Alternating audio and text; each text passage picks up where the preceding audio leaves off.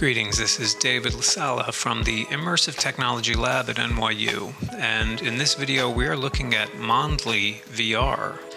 And as you can see by the footage, the application immerses you in a travel scenario. This of course makes sense for a language learning application, but I should mention that the look and feel of the simulation does not change based on the language you select. It always looks as you're seeing it now. And if you're familiar with software development, this won't surprise you, because Mondly offers 30 languages you can learn, so creating 30 entirely different simulations to match the culture of those languages would be quite costly. So that simply means whatever language you choose to learn will be overlaid into the visuals you're seeing now. I'm doing French, but if I chose Japanese, it would look just like this too. Now, I don't think this is detrimental to language learning. I just think it would be cool in the future if the visuals match the culture of the language. So how does it all work? Well, after you launch the application and choose the language you want to learn, it places you into this chaptered simulation. And this is chapter 1 on a train where you make a friend.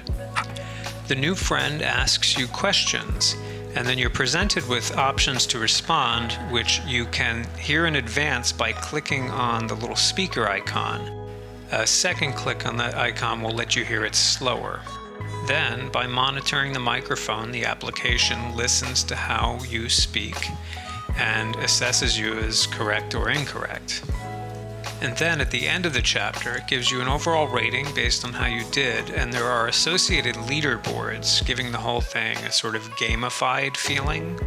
Now, you can also set the difficulty in advance of starting, and there are other things you can control. For instance, you can actually hide the predetermined responses and just attempt to speak to the person directly. Now, my daughter, who does speak French, tested this, and we found it does work until you get to a point in the scenario where you have to ask a particular question to advance things.